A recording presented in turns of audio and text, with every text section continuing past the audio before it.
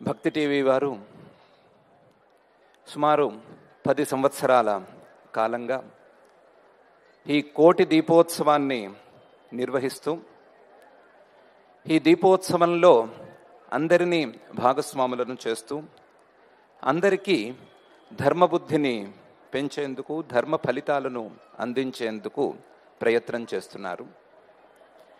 ఈ సందర్భంగా ఈ కార్యక్రమ నిర్వాహకులైనటువంటి శ్రీమాన్ నరేంద్ర చౌదరి గారికి, శ్రీమతి రమాదేవి గారికి నా యొక్క పరిపూర్ణమైనటువంటి అభినందనలు. ఈ కార్యక్రమానికి విచ్చేసినటువంటి మీ అందరికీ కూడా నా యొక్క వినయపూర్వకమైనటువంటి నమస్కారాలు. ఈ కార్యక్రమానికి నన్ను ఆహ్వానించినందుకు వారికి, నా మాటలు వినబోతున్నందుకు మీకు కూడా నా యొక్క హృదయపూర్వకమైనటువంటి కృతజ్ఞతలు. ఈ సందర్భంగా మనం ఒక 2-3 మంచి మాటలు మాట్లాడుకుందాం. కాలం మానవుడితో సమానంగా పరిగెట్టేటువంటి కాలం, కానీ మానవుడు పట్టుకోలేనటువంటి కాలం. కాలం మానవుడి యొక్క ప్రతి చర్యను నియంత్రించేటువంటి కాలం, కానీ మానవుడి చేత నియంత్రింపబడలేనటువంటి కాలం.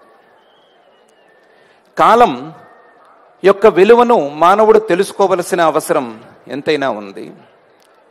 కాలాన్ని సరిగ్గా అర్థం చేసుకోవలసిన అవసరం ఉంది. కాలాన్ని మరింత సమర్థవంతంగా వినియోగించుకోవలసిన అవసరం ఉంది. ఇలాంటి మానవుడికి కాలం యొక్క విలువను తెలియచేయటానికి, కాలాన్ని సద్వినియోగం చేసుకునేటువంటి విధానాలను తెలియచెప్పటానికి మన పురాణాలు, ఆర్ష గ్రంథాలు, ఈ రెండిటికి మూలమైనటువంటి వేద వాంగ్మయం, ఇవన్నీ చాలా ప్రయత్నం చేసి ఉన్నాయి. ఇందుకోసం మానవుడికి సంబంధించినటువంటి కాలాన్ని 2 రకాలుగా విభాగం చేసి చూపించినాయి. ఒకటి, మానవుడి యొక్క ఆయుస్సును నిర్ధారించేటువంటి కాలం. మానవుడి యొక్క ఆయుస్సును నిర్ధారించేటువంటి మానవుడి యొక్క ఉచ్ఛ్వాస నిశ్వాసాలకు సంబంధించిన కాలం. మానవుడి యొక్క ఉచ్ఛ్వాస నిశ్వాసాలతో కొలవవలసినటువంటి కాలం. ఇది మానవుడి యొక్క ఆయుస్సుకు సంబంధించిన కాలం. మానవుడి యొక్క ఆయుస్సుతో సంబంధం లేకుండా బయట ప్రపంచంలో జరిగేటువంటి కాలం. సూర్యుడి యొక్క గతితోనో చంద్రుడి యొక్క గతితోనో కదిలేటువంటి కాలం. ఏ మానవుడికి ప్రత్యేకించినటువంటి కాలం ఆ మానవుడికి ఉంటూ ఉండగానే అందరికీ సంబంధించిందా అన్నట్లుగా మానవుల యొక్క ఆయుస్సుతోనో మానవుల యొక్క కాలంతోనో నిమిత్తం లేకుండా జరిగిపోతూ ఉండేటువంటి మరొక కాలం. ఈ 2 కాలాలకు ఒక సమన్వయం ఏర్పడాలి. ఈ 2 కాలాలకు సమన్వయం ఏర్పడినప్పుడు మాత్రమే మానవుడు తన యొక్క ఆయుస్సును సమర్థవంతంగా వినియోగించగలడు అని ఈ శాస్త్ర గ్రంథాలు భావించినాయి. అందువలన మానవుడి యొక్క ఆయుస్సులో వచ్చేటువంటి కొన్ని కాలాలను సూర్య చంద్రుల యొక్క గతుల ద్వారా వచ్చేటువంటి కాలాలను విశేష కాలాలుగా నిర్ధారించి ఆ కాలాలలో చేయవలసినటువంటి ప్రత్యేకమైన ధార్మికమైన సామాజికమైనటువంటి క్రియలను నిర్దేశించి వాటి ద్వారా మానవుడి యొక్క కాలాన్ని సద్వినియోగం చేసుకునేందుకు అవకాశాన్ని కల్పిస్తున్నాయి.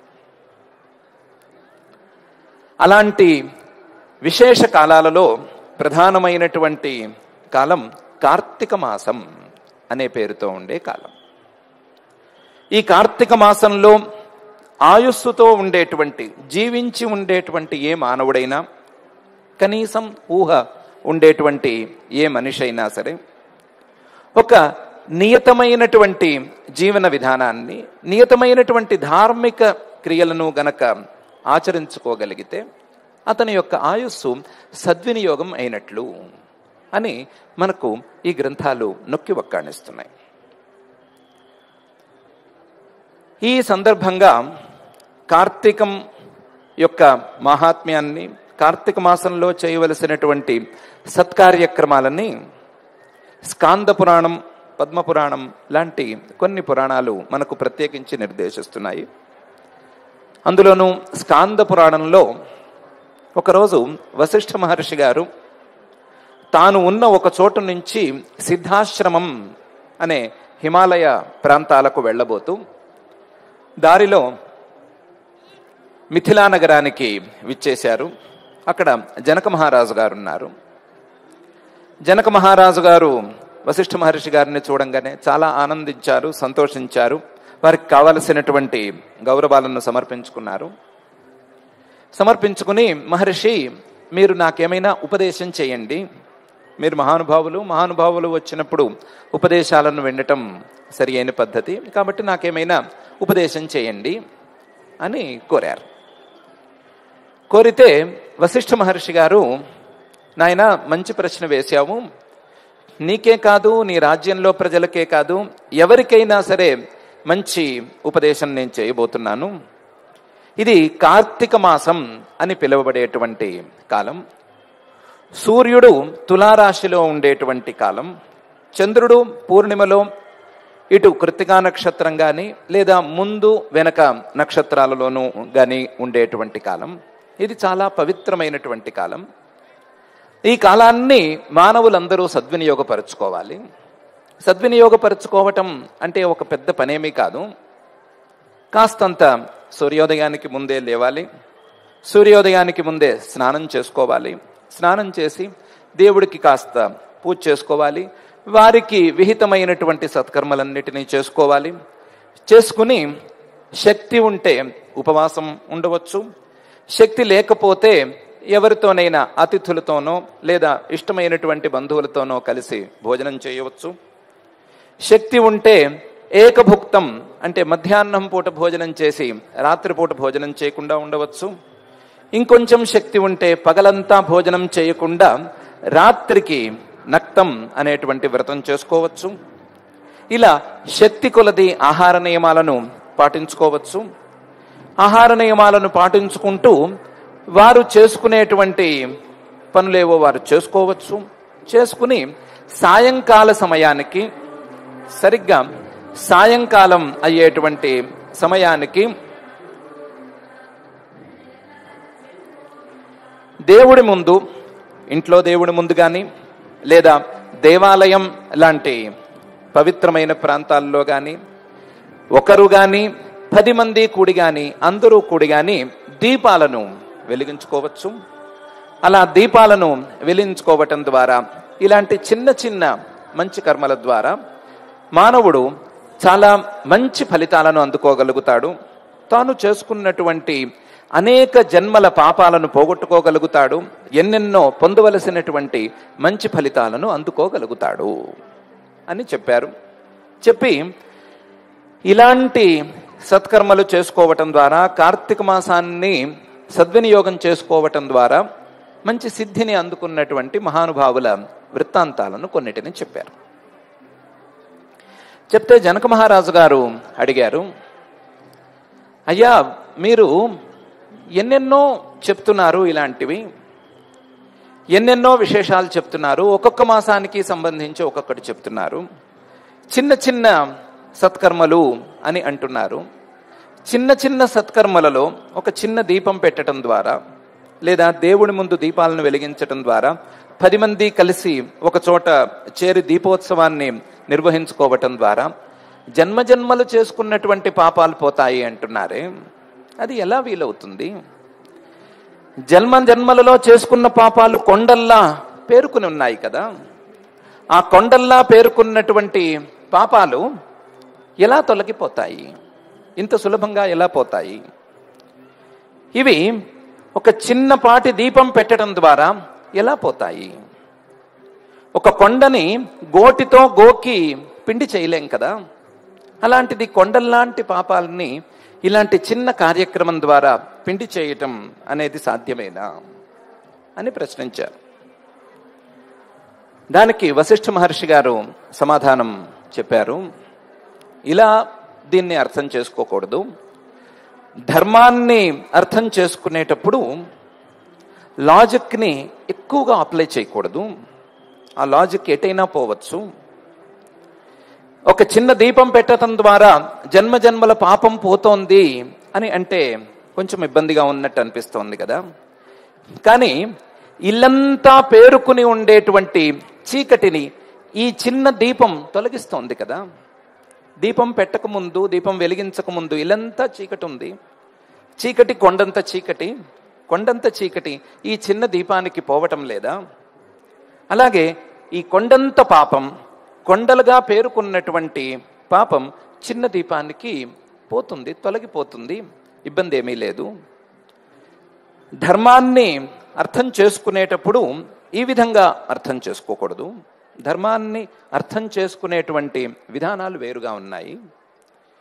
ధర్మాలు సాత్వికమైన ధర్మాలు, రాజసమైన ధర్మాలు, తామసమైన ధర్మాలు అని మూడుగా ఉంటాయి. ధర్మాలని అర్థం చేసుకునేటప్పుడు సత్వం, రజస్సు, తమస్సు అనే మూడు గుణాలతో కొలిచి చూసుకోవాలే తప్ప వేరువేరు పరిణామాలతో ధర్మాన్ని కొలిచి చూసుకోవటం అసంభవం. నేను నీకు చెప్పినటువంటి ధర్మం సాత్వికమైన ధర్మం. సాత్వికమైనటువంటి ధర్మం ఎంత సూక్ష్మంగా ఉన్నా, ఎంత చిన్నగా ఉన్నా సరే, కాలం గనక తోడైతే ఫలితాన్ని అనంతంగా ఇస్తుంది, ఫలితాన్ని చాలా ఎక్కువగా ఇస్తుంది. కాబట్టి సాత్వికమైనటువంటి ధర్మం విషయంలో సందేహాలకు లోను కాకూడదు. సాత్వికమైనటువంటి ధర్మాన్ని శ్రద్ధతో గనక ఆచరించినట్లయితే, ఆ శ్రద్ధకు కాలం కూడా కలిసి వచ్చినట్లయితే అనంతమైనటువంటి ఫలితాలు కలిగేందుకు అవకాశం ఉంది. ఆ అనంతమైనటువంటి ఫలితం జన్మ జన్మలుగా పేర్చుకున్నటువంటి పాపపులు కొండలు పోవటం అనే తీరులోనూ ఉంటుంది. కొత్తగా రావలసినటువంటి సత్ఫలితాలన్నీ అందటం అనేటువంటి తీరులోనూ ఉంటుంది. ఆ సత్ఫలితాలు ఎంత దూరం వెళ్ళాలో, మానవుడు అందుకోవలసినటువంటి చివరి ఫలితం ఎంత దాకా ఉంటుందో అంతదాకా కూడా ఈ ఫలితాల యొక్క వ్యాప్తి ఉంటుంది. కాబట్టి చేయవలసినటువంటి సత్కర్మను సాత్వికంగా ఉందా లేదా అని చూసుకోవటం, ఆ సాత్వికమైనటువంటి ధర్మం ప్రమాణాల ద్వారా మనకు సరిగ్గా తెలిసిందా లేదా అని అర్థం చేసుకోవటం, దానికి శ్రద్ధను జోడించుకోవటం, శ్రద్ధగా చేసేటువంటి ఈ సత్కర్మలను మంచి కాలంలో చేసుకోవటం అనేది మానవుల యొక్క కర్తవ్యం. అంతే తప్ప వేరువేరు దృష్టాంతాలను మనం ఇందులో ప్రస్తావించుకోకూడదు. బురదగుంటలో మునిగినటువంటి వాడికి, బురదగుంటలో మునిగి ఒళ్ళంతా బురద పూసుకొచ్చిన వాడికి ఒళ్ళు కడుక్కోవడానికి ఎన్ని నీళ్లు కావాలి? ఓ బకెట్ సరిపోవచ్చు, 2 బకెట్లైనా కావచ్చు. అంతే తప్ప ఎంత బురదగుంట ఉందో అంత మంచి నీరు కావాలి అనేది ఏమీ లేదు కదా.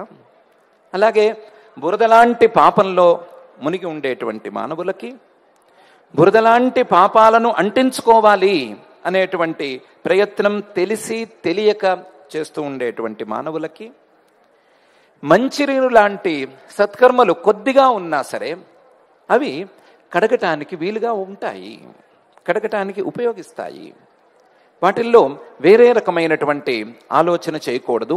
ఇది ప్రమాణం ద్వారా మనకు సంక్రమించిందా లేదా అనే విషయాన్ని చూసుకోవాలి. చిన్న దీపం పెడితే నీకు ఇంత ఫలితం వస్తుందా అనే సందేహం కలిగింది. దానికి నేను ఒక కథ చెప్తాను, విను. మతంగ మహర్షి గారి ఆశ్రమంలో ఒక చిన్న విష్ణువు సన్నిధి ఉండేది, విష్ణువు యొక్క ఆలయం ఉండేది. ఆ ఆలయంలో కార్తీక మాసంలో చుట్టుపక్కల ఉండేటువంటి మహర్షులందరూ చేరి చిన్నపాటి ఉత్సవం చేసుకుందాము అని కూర్చున్నారు. ఏం ఉత్సవం చేయాలి అంటే, కార్తీక మాసంలో సాయంకాలం పూట దీపం పెట్టడం విశేషం కాబట్టి దీపోత్సవం చేద్దాము అని అనుకున్నారు. అనుకుని దీపం పెట్టడానికి కాస్త ఎత్తుగా స్తంభం లాగా ఏమైనా ఉండాలి, ఆ స్తంభం ఎక్కడ దొరుకుతుంది అని వెతికారు. వెతికితే చుట్టుపక్కలంతా అడవులు, ఆ అడవుల్లో చెట్లు, పచ్చని చెట్లు చాలానే ఉన్నాయి. పచ్చని చెట్లని ముట్టుకోలేరు, కనీసం కొమ్మలను కూడా విరవలేరు వాళ్ళు. అందువలన వెతికి వెతికి మోడుగా ఉండే, ఎండిపోయిన, సుమారు ప్రాణాలు పోతున్నటువంటి పరిస్థితిలో ఉండే ఒక చెట్టును చూశారు. ఆ చెట్టు ఇంకా చిగురించదు, ఇక మీద ఎండిపోతూ పోతూ పోవలసిందే అనే నిర్ణయానికి వచ్చారు. ఆ చెట్టుని కష్టపడి పీక్కొచ్చి స్తంభంలాగా పాతి దేవుడి ముందు ఒక దీపాన్ని ఉంచి వారు మాత్రం సత్కథా కాలక్షేపం చేయటానికి అని మందిరంలో కూర్చునున్నారు. ఉన్నట్టుండి వీళ్ళందరికీ ఏదో వారు పెట్టినటువంటి ఆ దుంగ లేదా చెక్క పెళపెళ విరిగిపోతున్నటువంటి శబ్దం వినిపించింది. ఆ శబ్దం విని వారందరూ ఒకసారి ఆశ్చర్యంగా బయటకు వచ్చారు. బయటకు వచ్చి చూస్తే వీరు పెట్టినటువంటి ఆ దీపస్తంభం విరిగిపోయింది. అందులోంచి ఒక పురుషుడు బయటకు వచ్చిన్నాడు. పురుషుడిని చూస్తే చాలా దివ్య పురుషుడు, అంటే ఈ లోకంలో ఉండే మనిషిలాగా లేడు. బాగా అలంకారం అది, మేకప్ అది చేసుకుని చాలా రెడీ అయ్యి వచ్చినట్టున్నాడు. ఆయన్ని చూసి వీళ్ళందరూ, ఎవరు నువ్వు, ఈ చెక్క ఎందుకు విరిచావు అని అడిగారు. అతను అన్నాడు, నేనేమి చెక్కను విరవలేదు, చెక్కను చీల్చుకుని బయటకు వచ్చాను. నేను చెక్కలో ఉండేటువంటి జీవిని, నేను ఈ చెట్టుని ఆశ్రయించుకుని ఉండేటువంటి జీవిని. ఈరోజు మీ పుణ్యానాన్ని నేను బయటకు వచ్చాను, బయటకు వచ్చి సద్గతిని పొందబోతున్నాను అని చెప్పాడు. దాంతో మహర్షులందరూ, నువ్వెవరివి, నీ కథలేంటి అని చెప్పమన్నారు. ఎందుకు ఇలా దొంగవయ్యావు, ఏం చేశావు, ఏం చేసి ఇలా తయారయ్యావు అని అడిగారు. అడిగితే అతను అన్నాడు, నేను చాలా జన్మల క్రితం మనిషిగా పుట్టాను, చాలా జన్మలు, వేల వేల జన్మల క్రితం మనిషిగా పుట్టాను. ఆ మనిషిగా పుట్టినప్పుడు ఎన్నెన్నో చేయరాని పనులు చేశాను. వాటన్నిటిని గురించి లిస్ట్ మీకు ఇవ్వలేను, టైం సరిపోదు, ఛానల్ వాళ్ళు కూడా ఒప్పుకోరు ఇంతంతసేపు చెప్తేను. అందుకని మీకు సంగ్రహంగా చెప్తాను. నేను ఎవ్వరికీ ఉపకారం చేయలేదు, అందరి ఉపకారాలను మాత్రం తినేశాను, సాధ్యమైనంత మేర అపకారం వరకు చేశాను. దానివల్ల నేను ఎన్ని వేల జన్మలు, ఎన్నెన్ని జన్మలు ఎత్తానో తెలియదు, ఎన్నిసార్లు నరకాలకు వెళ్ళానో తెలియదు. నరకానికి వెళ్ళిన ప్రతిసారి ఆ నరకంలో వాళ్ళు ఒకటే మాట అంటూ వస్తున్నారు, అది మనిషిగా పుట్టి కూడా వీడు ఇలా వచ్చాడు, మనిషిగా పుట్టి కూడా ఇక్కడికి వచ్చాడు అంటూ వస్తున్నారు. అదొక్కటే వినిపించింది. ఎన్నో జన్మల తర్వాత ఈ చెట్టు జన్మ వచ్చింది. ఈ చెట్టు జన్మ కూడా పూర్తయిపోతోంది అనుకునే సమయంలో మీరు వచ్చి దీన్ని పెకిలించారు, పెకిలించి దేవుడి ముందు పెట్టారు, పెట్టి దీని మీద దీపం పెట్టారు, నా మీద దీపం పెట్టారు. ఈ దీపం పెట్టిన తర్వాత నాకు ఇలాంటి ఫలితం వచ్చింది, నేను ఇలా బయటకు వచ్చాను అని చెప్పాడు. అప్పుడు మహర్షులు అన్నారు, నీ సమస్త పాపాలు ఈ దీప స్పర్శతో తొలగిపోయినాయి. కార్తీక మాసంలో దీపం పెట్టినా, ఇతరులు పెట్టినటువంటి దీపాన్ని సరిచేసిన, ఆ దీపాన్ని మోసిన, ముట్టుకున్న, దానికి సహకరించిన, కనీసం ఆ దీపాన్ని చూసిన, దీపాన్ని చూసి సంతోషించిన, ఏ విధంగా నైనా సరే మానవులు చాలా పుణ్యాలని పొందుతారు. నువ్వు ఏమీ చేయకపోయినా దీపాన్ని చేతిలో పట్టుకున్నట్టుగా నీ నెత్తిని భరించావు కాబట్టి నీ పాపాలన్నీ పటాపంచలైపోయినాయి. పంచలైపోయి నీవు సుఖంగా పైకి వెళ్లేందుకు దారి ఏర్పడింది. దీనికి కారణం ఈ కార్తీక దీపం అనే విషయాన్ని చెప్పారు. కాబట్టి దీపం గురించి తక్కువగా ఎవరు అంచనా వేయవద్దు. ఈ చిన్న దీపం మానవుడి యొక్క పాపాలను పోగొట్టగలదు, మానవుడికి అన్ని ఫలితాలను అందించగలదు. అందులోనూ శ్రీమన్ మహావిష్ణువు ఎదురుకుండా పెట్టేటువంటి దీపం, లేదా శివుడి ఎదురుకుండా పెట్టేటువంటి దీపం, దేవుడి ఎదురుకుండా పెట్టేటువంటి దీపం మానవులకు కొండంత అండగా నిలవగలదు అని వశిష్ఠ మహర్షి గారు జనక మహారాజు గారికి చెప్పారు. ఈరోజు మన అదృష్టం కొద్దీ మనం ఎక్కడికో వెళ్ళి విష్ణువాలయం ఎక్కడుంది, ఆయన ముందు దీపం పెట్టాలా అనేటువంటి ప్రయత్నమే చేయనక్కర్లేకుండా భక్తి టీవీ వారు చేసినటువంటి ఏర్పాట్ల ప్రకారం శ్రీవారే సాక్షాత్తుగా మన ముందుకు దయచేశారు. వారి ముందు మనం ఈ దీపం పెట్టుకుని, ఈ దీపాలను పెట్టుకుని, ఈ కోటి దీపాలను పెట్టుకుని మనం ఎన్నెన్నో జన్మలలో చేసుకున్నటువంటి పాపాలను పటాపంచలు చేసుకునేందుకు అవకాశాన్ని పొంది ఉన్నాము. అవకాశాన్ని పొంది ఉండటం అనేది మనం చేసుకున్నటువంటి పుణ్యానికి ఫలితమైతే, ఇలాంటి అవకాశాన్ని ఇచ్చినటువంటి వారి సౌజన్యం కూడా కాబట్టి, ఇలాంటి అవకాశం ఇచ్చినటువంటి వారి సౌజన్యానికి మరొకసారి మనందరం కృతజ్ఞతలు తెలియజేసుకుంటూ, శ్రీవారి యొక్క అనుగ్రహానికి మనమందరం పాత్రలమవ్వటానికి సమాయత్తమవుతూ, ఆ దీప దర్శనం, దీపస్పర్శ, దీపకాంతులను చూడటం అనేటువంటి సత్కర్మలకు, కార్తీక మాసం లాంటి పవిత్రమైనటువంటి కాలంలో చేయవలసినటువంటి సత్కర్మలకు సమాయత్తమవుతూ, మానవుడి యొక్క జీవితం యొక్క కాలాన్ని సద్వినియోగం చేసుకునేందుకు మనం కూడా అడుగులు వేసుకుందాం. ఈ 2 మాటలతో నేను నా యొక్క మాటలను ఉపసంహరించుకుంటున్నాను. ఈనాటి కోటి దీపోత్సవంలో చక్కటి ప్రవచనామృతాన్ని అందించినటువంటి శ్రీ కుప్పా విశ్వనాథ శర్మ గారికి మీ అందరి తరపున ధన్యవాదాలు తెలియజేసుకుంటున్నాం. వినా వెంకటేశం ననాథో ననాథః సదా వెంకటేశం స్మర